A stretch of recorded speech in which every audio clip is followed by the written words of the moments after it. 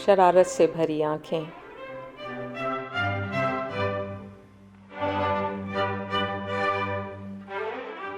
सितारों की तरह से जगमगाती हैं शरारत से भरी आँखें।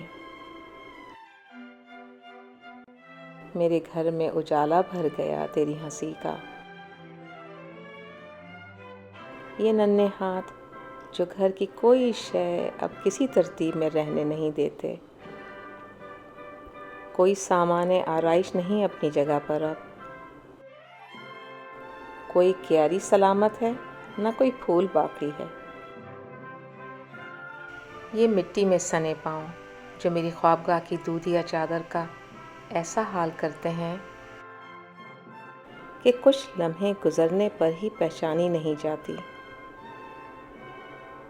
मगर मेरी जबी पर बल नहीं आता। मैं तुझसे क्या कहूँ, तू कौन है मेरा? मुझे तो इल्म है इतना। अगर तू मेरे आंगन में ना होता तो मेरे खाने आईना सामा में पई तरतीब व आराइश अंधेरा ही रहा करता।